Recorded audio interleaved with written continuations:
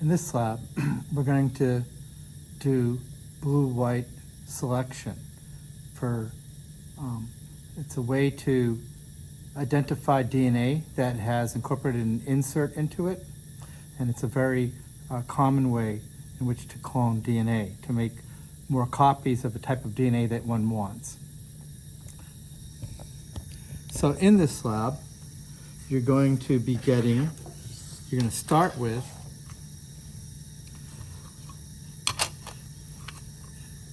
LB agar plates that have IPTG, Xgal, and ampicillin. And the importance of those you can find in the lab protocol. So you need to get 3 of these plates. You need to label them. Now notice I wrote, on these particular plates I wrote what they are off on the side, because I also will be doing one other plate with just LB agar, which you're not going to do.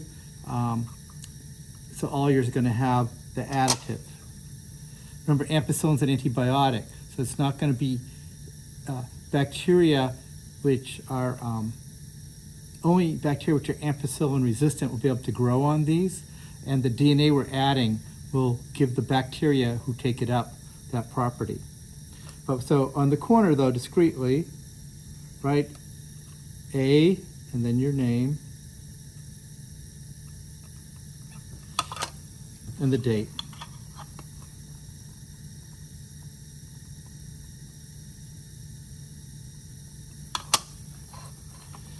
Then B, your name and date.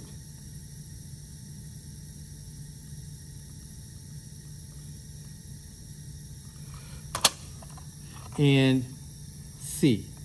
So you're going to have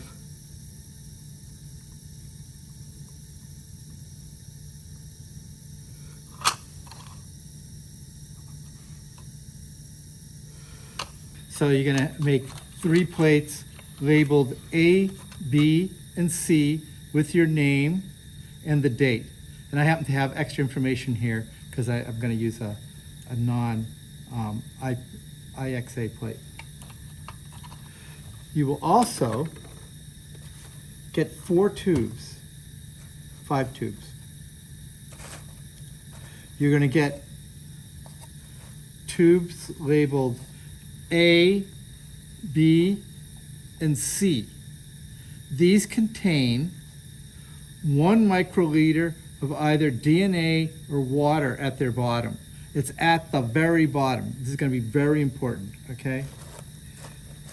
I want to demonstrate to you how small a microliter is.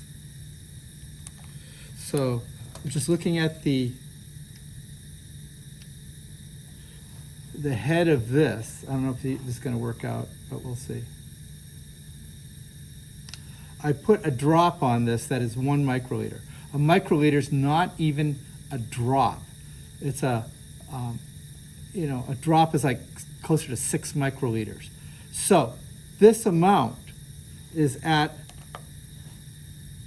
the bottom of these tubes. It's not up on the side, it's not up on the wall, So you're gonna have to add something and mix it with this 1 microliter, which is at the bottom. Don't tip these tubes around, don't mess them up. The microliter's at the bottom. You can tap them, make sure it's down there, and then you'll see when we do the procedure, it's important to understand. It's a very small amount. You might not even be able to see it, and you're gonna have to mix something with it, okay?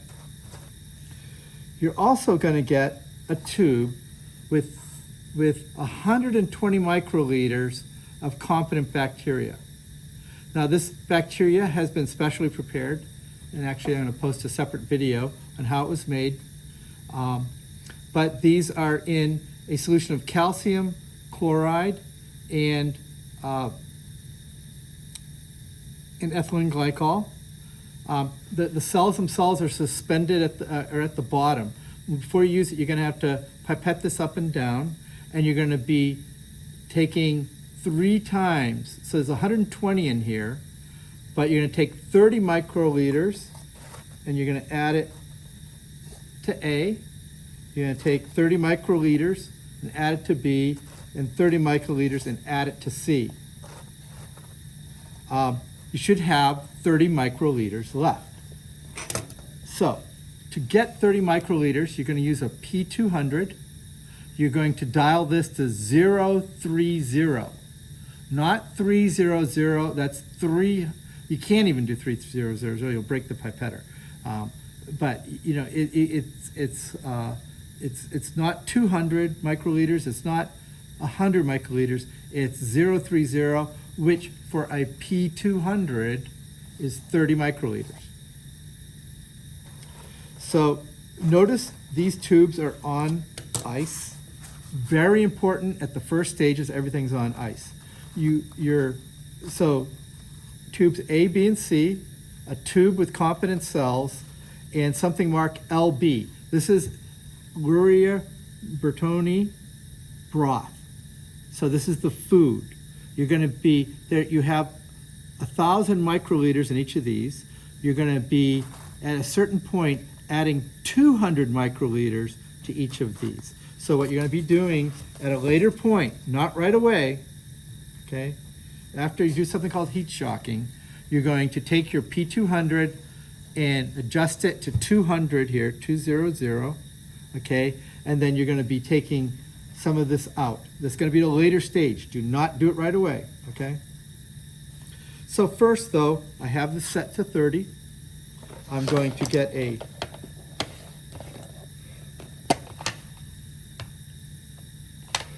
fresh pipette tip.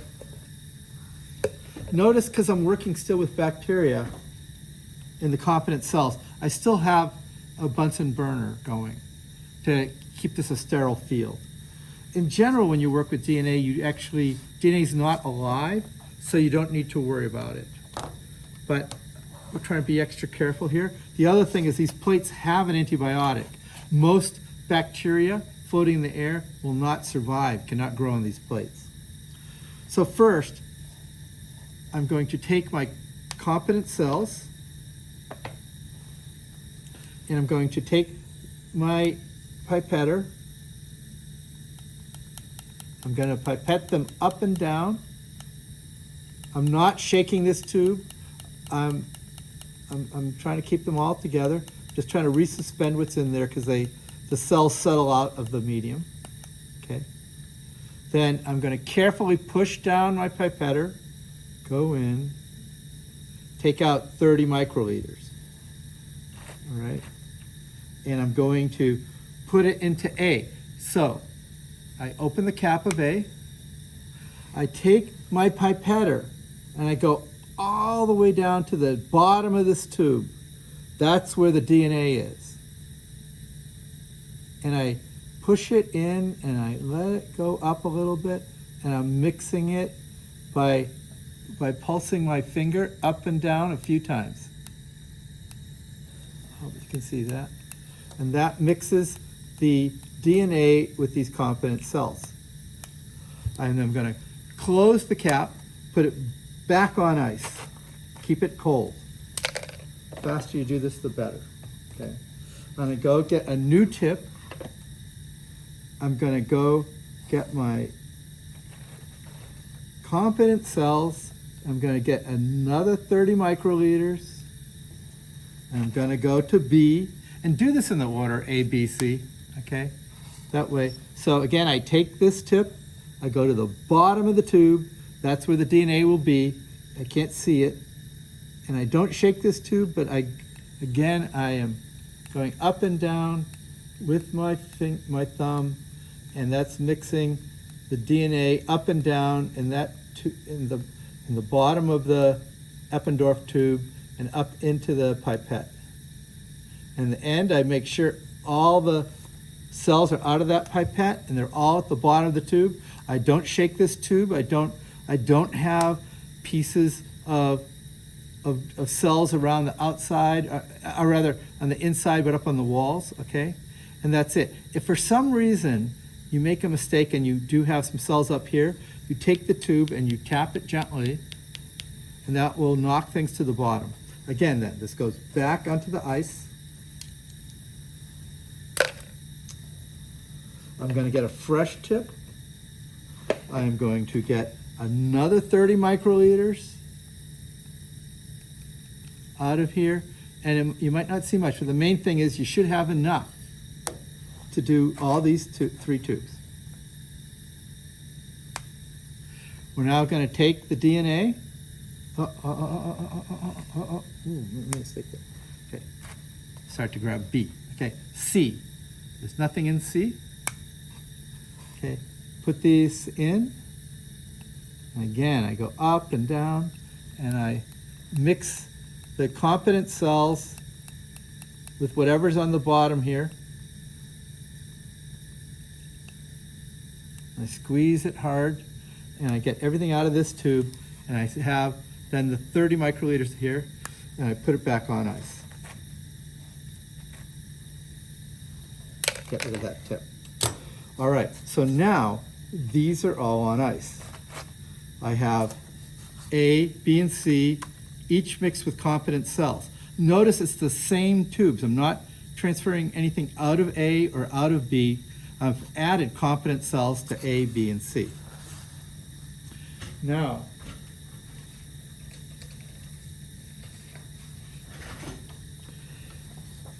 if you read the directions,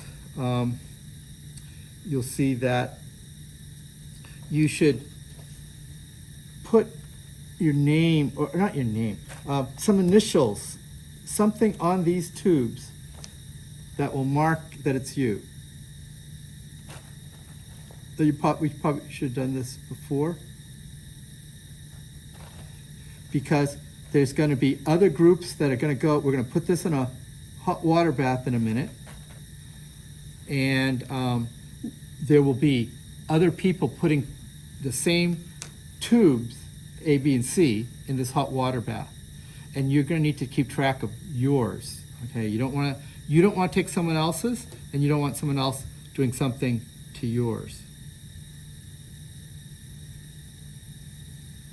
So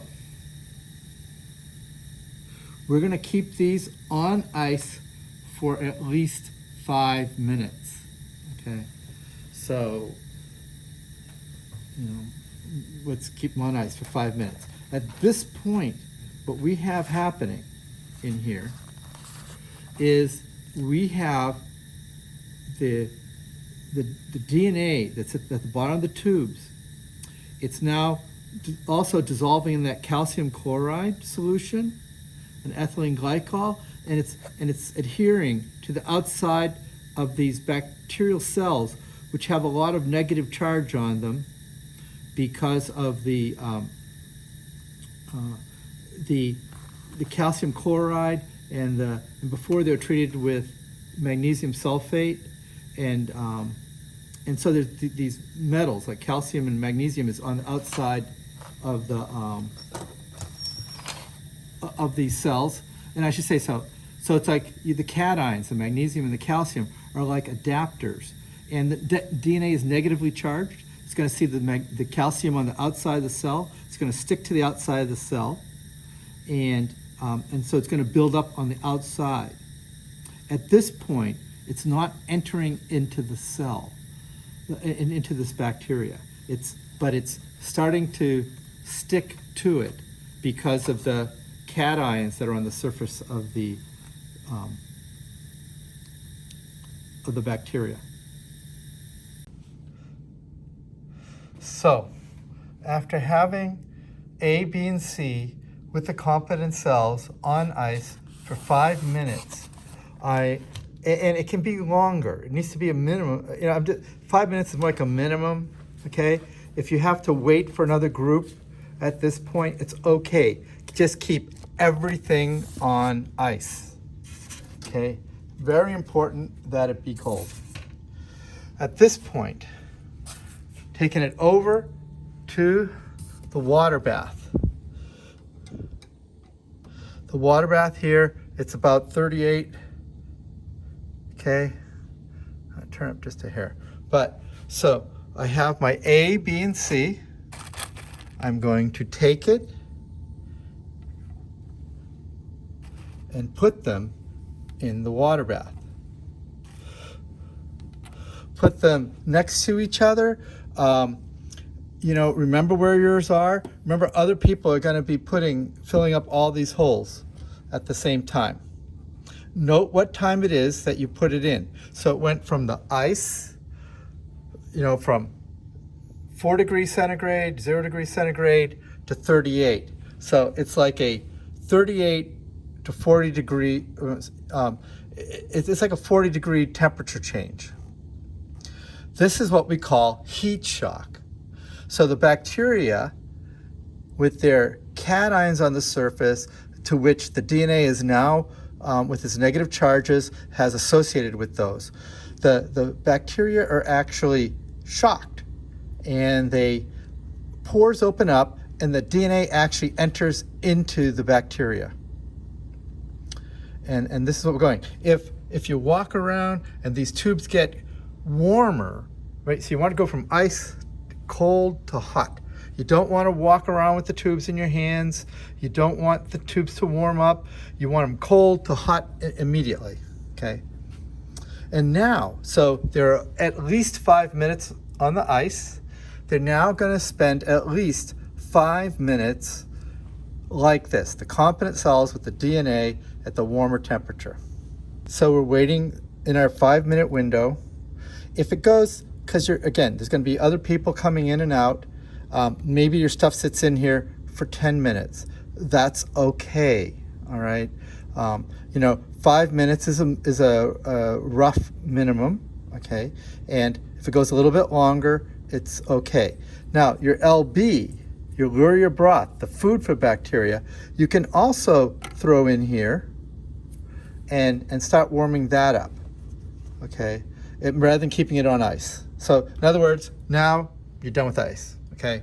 Now you're getting ready. You're going to be taking, after 5 minutes, you're going to take 200 microliters from here and put it into A, 200 microliters from here, put it into B, changing the pipette tip between each time, and then to here. So each of these are going to end up with 200 microliters of LB media. And you're going to pipette it up and down to mix it. And then you're just going to put them back in here. And they're going to sit here for 30 minutes, okay? So these don't go back in ice. They don't come out of here except for you to add this. So I'm adding up the LB. I'm warming it up simply so then it will be not a shock to the bacteria. So at this point, at least 5 minutes has gone by since I put the competent cells mixed with the DNA in the hot water bath. I'm now going to take this LB media out, which I had warming up. You can't really do it in the bath. Other people are going to have their samples, but I'm going to take A out, okay? It's going to be quick. I'm going to take, I have a P200, and I have now set it to 200 microliters, 200, and I'm pipetting up. I'll close it for the moment. I'm now coming over to A. Now you don't do this inside the water bath like I'm doing, but see, I've added it and I'm pipetting it up and down, just like I did initially with the competent cells with the DNA. Now I'm mixing the mixture with the broth. I'm getting everything I can out of this, and then I'm putting the A back in the same bath, right? And now it has everything suspended now in the food, in the media. I'm taking this pipette tip, getting rid of it, getting a new one. I'm getting some more 200 microliters of media. I have a whole milliliter in here. Okay, I come over to B,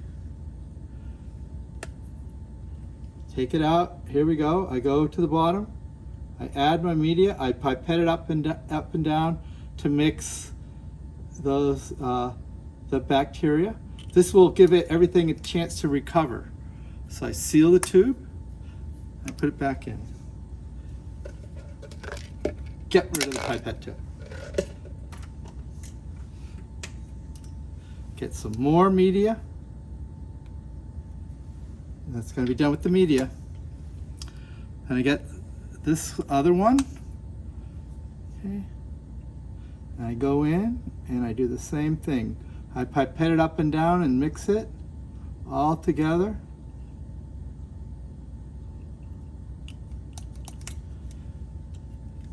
Close the tube. Get rid of the tip. All right. So at this point, I have these 3 tubes.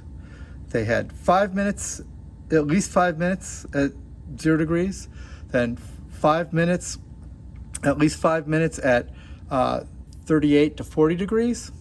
And now they each have 200 microliters of LB broth, okay? And now I'm gonna let them incubate for 30 minutes. That's enough for the bacteria to stabilize and actually to start dividing and making new ones. And then we're gonna take these and we're gonna put them on those special LB agar plates with the IPTG, Xgal, and ampicillin. Now, in these, okay, one of them was just water, so it's the control. And it shouldn't grow on those plates because if it's water, there's no DNA to go into the bacteria, so then it's just regular XL1 blue bacteria, and those can't survive on ampicillin. 2 of these tubes will have a PUC18 DNA plasmid that will have gotten into the bacteria, and that plasmid carries a gene that allows them to be ampicillin resistant. So those 2 should grow. Now, because of the special the additives to those plates, one of those DNA plasmids has a piece of DNA that's been inserted into what we call the multiple cloning site and has broken up the ability for that plasmid to make an enzyme, beta-galactosidase. And the one, and that will be the one with the insert. The insert would break that up. The intact, the DNA plasmid that does not have anything in its cloning site will then encode for the beta-galactosidase enzyme, which will then be able to use the Xgal as a substrate, and it will produce a blue product from its catalysis. And so in the one that doesn't have an insert, it will be blue, and the one that does have an insert, the cells will be white. But only cells that have taken up the DNA should be able to grow on those plates, and cells which haven't shouldn't be able to. After 30 minutes has gone by, we remove these from the water bath.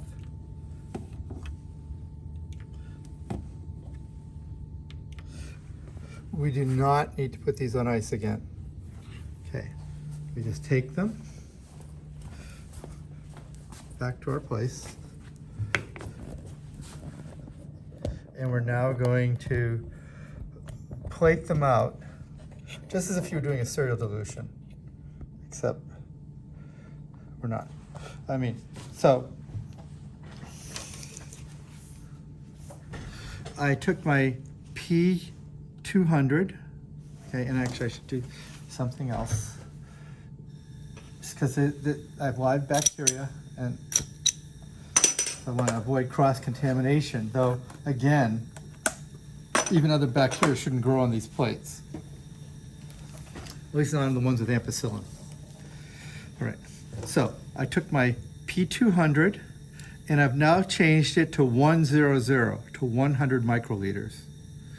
So I had it at 30 microliters when I did the addition of the competent cells to the DNA. I had it at 200 microliters when I added the LB broth to the competent cells of the DNA that have been incubated for 5 minutes. And now I've changed it back to 100, and I'm going to be putting it on these plates. Now, labeled these plates So I'm going to start off with a fresh pipette tip. I am going to take the A and I'm going to pipette it up and down a little bit just to mix it. And then I'm going to take 100 microliters, which is half what's in here. Okay, I'm taking plate A, and then I'm putting it in the center. And then I get rid of that pipette tip. A's already closed up. Now I take my spreader and I sterilize it in the flame.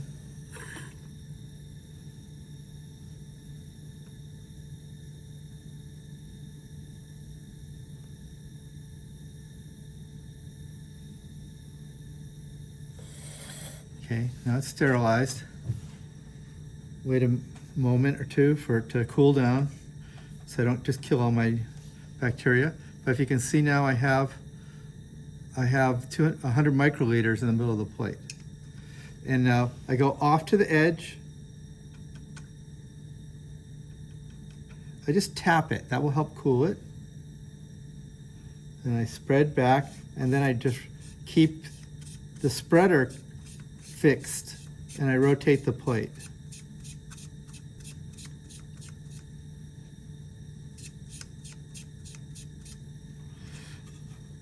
And now I have it on this plate. Now I go back and I kill any bacteria on this by flaming it. And I put it down carefully. Well, now I'm pulling out plate A. It's already labeled, B rather, turning it around, getting a new pipette tip. I just don't leave the tips open when you're not using them. So then I go in, pipette up and down just to be homogeneous, just in case anything is settled in there. And I draw out 100 microliters. I go carefully and I put it in the middle. Get rid of the pipette tip. I go and flame this again, just in case it picked up anything.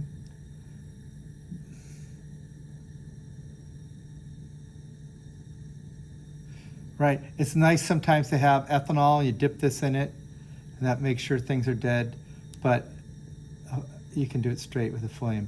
It might just build up some residue on the glass, which we're gonna clean later. Okay, so this has been flamed. Okay. I'm gonna let it cool.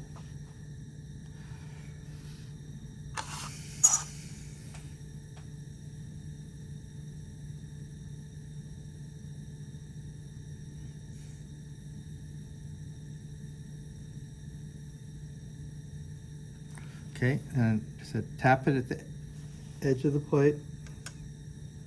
Make sure it's cool. Then maybe I'll take and go back and forth. And then I will rotate the plate, spread it out. And what we're looking for, again, is to see individual colonies. It's not, this time we're not doing it for counting, but if we can see a colony, say that's white in particular, that means it has the insert in it, and we could pick it and grow it up in LB media. I don't want to turn this over yet. Okay, so then I will again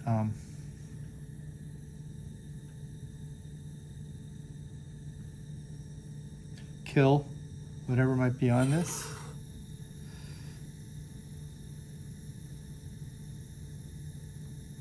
Okay. The countertop is Bakelite, so it's not going to hurt anything. It doesn't get hurt by fire.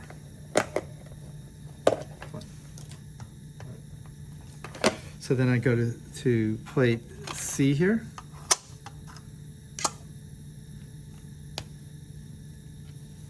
Again, I push my thumb down, right? Then I go over and I put it in here. That way it cuts down bubbles, and I go up and down, 3-4 times to make sure it's all mixed and homogeneous. And I pull 100 microliters.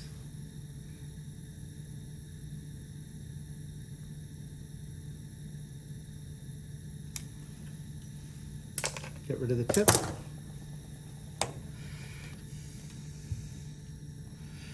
And I sterilize this again.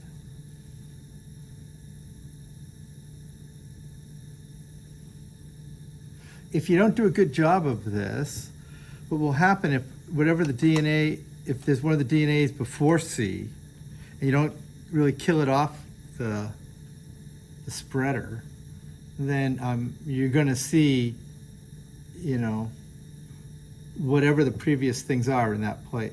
So sometimes you might end up with a plate with blue and white on it when it should just be blue or should just be white. And that means you probably didn't sterilize the spreader enough. Saying that, you know, do it again. But anyway. Okay, so now I'm waiting for it to cool.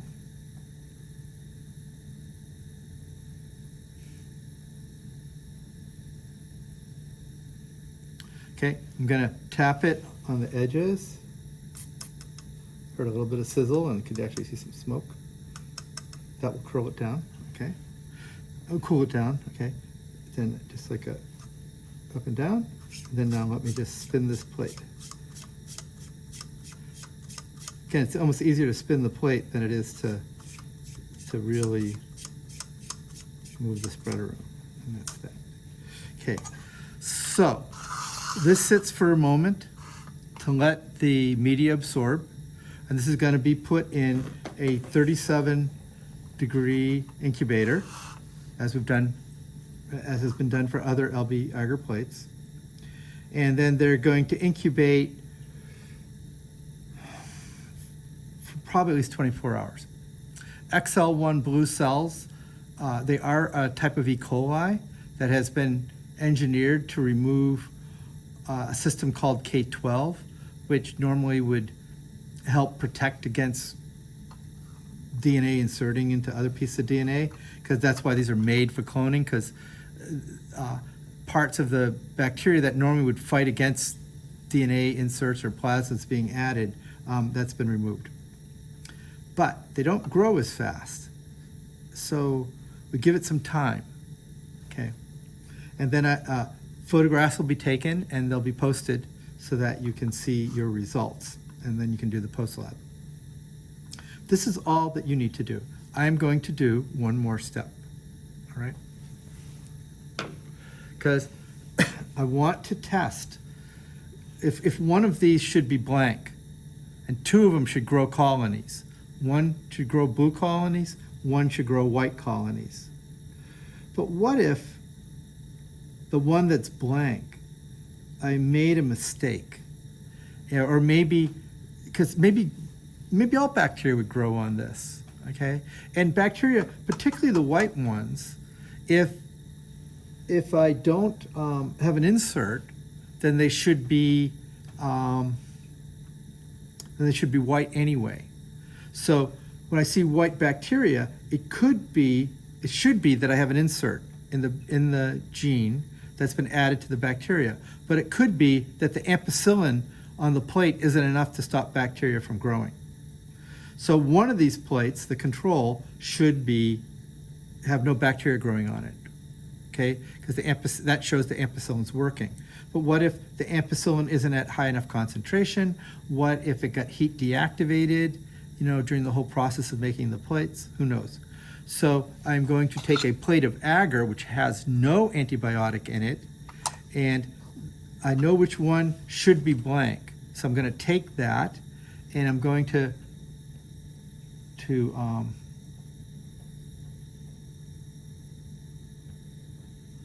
spread some bacteria on here from the one that shouldn't have anything in it.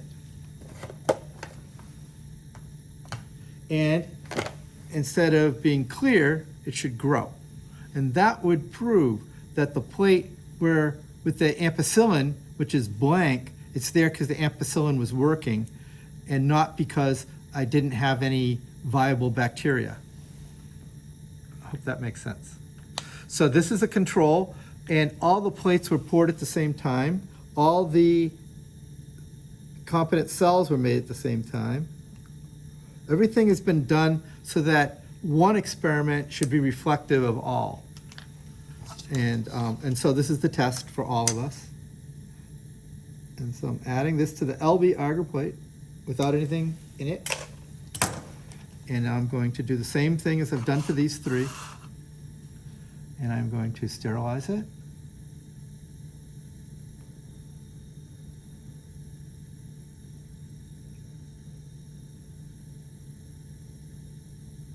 Okay, now I just wait for it to cool.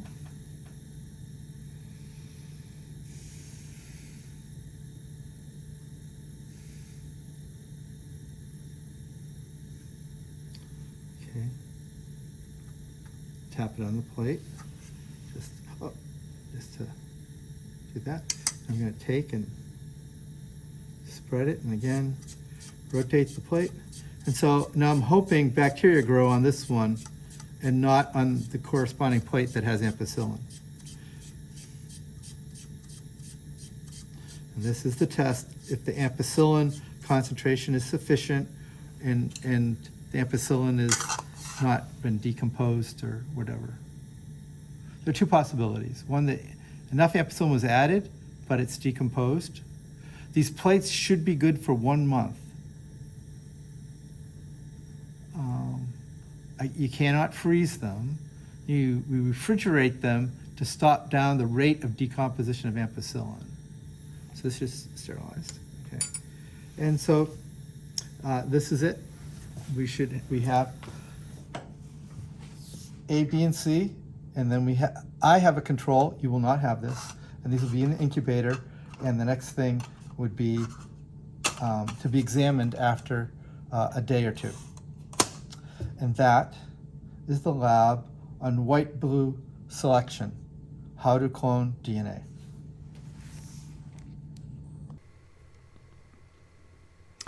After 18 hours, we see the following. For the plate that had just the PUC18 DNA vector without insert, we see that it was growing on the agar plate. Now, without an insert, we expect this to be blue. It might have some hint of being blue, but it wasn't really clear. One trick is to add a piece of white paper behind the agar plate, and then if things are blue, they tend to show up. In this case, it wasn't so clear that even though these cells were growing on agar with ampicillin, it meant that they had vector in them, but it wasn't clear yet that they were producing blue color. The solution to that is to let it incubate longer. Sometimes that's necessary. So we know that the competent bacteria worked because in both cases where the vector was present, they have ampicillin resistance. Another concern could be that either the IPTG or the Xgal did not somehow decomposed. The IPTG was freshly prepared. The Xgal and DMF has been frozen or kept cold for a while. And it really shouldn't be a problem, but until we see blue, we can't say for sure that, that there isn't a problem with one or the other of them. For the plate that I know had the PUC18 DNA vector plus the DNA insert, these should be white. They are growing. I don't see any sign of blue in them, and I even also did the white sheet behind to confirm that. For the plate where only water was present in the tube, in other words, there was no vector that could confer ampicillin resistance present, absolutely no colonies were seen. This confirms that the ampicillin in the plates is functioning.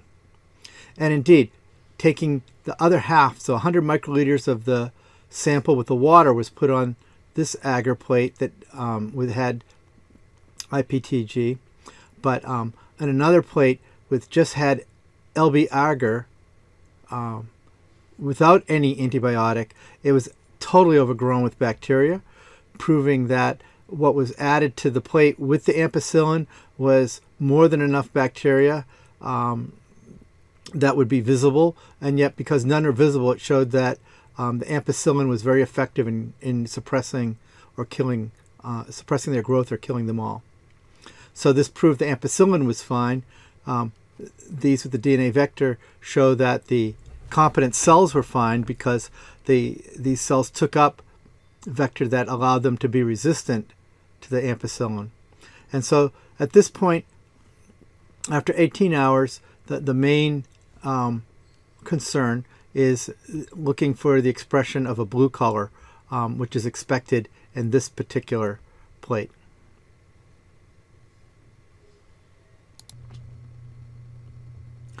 For the last plate images, we see that there are blue colonies forming in the plate that has the PUC118 DNA vector without insert.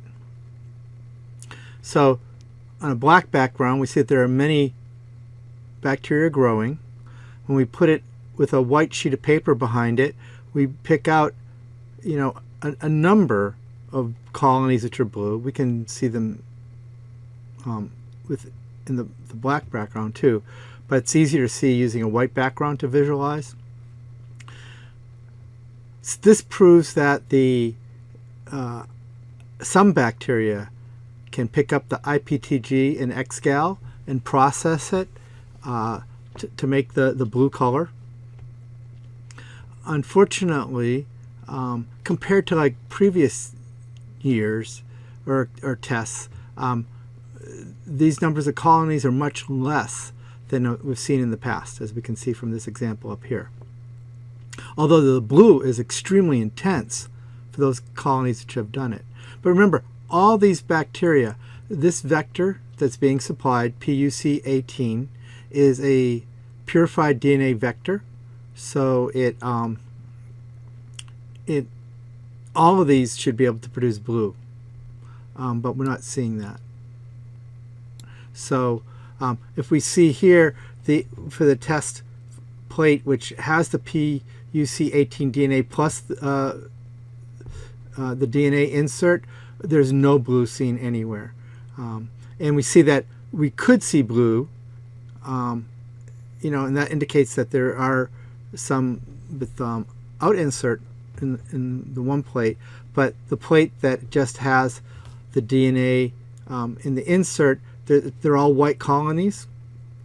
And so if we had a mixture of plates, we would see that we could pick out the colonies. And as we can see in this figure, here's what this PUC18 vector looks like. Here in this green is this area that gives them ampicillin resistance. And here we see a LAC-Z promoter. This is what can turn on the encoding of the gene that can then be processed, can process Xgal into a blue product. And so if we break this LAC-Z area up, then it won't be able to make that enzyme that makes things blue, and that's why the colonies end up white. And here's what we see. If we were to mix the vectors together in a normal experimental situation, you've been giving them pure, but here we see an example where one would have the PUC18 as a mixture with some that have inserts. And so then we could see the blue here, and you see all these blue dots, and then presumably these white dots would represent bacterial colonies which do not have, which do have insert. And then you could take a sterile wire loop, pick this colony, add it up into sterile media, and grow it up, and you would have a DNA insert. You'd have the PUC with the insert, and it would be pure. And you could purify that, and then there are other systems where you can take the protein that would be in here and express it. And that's how you clone DNA.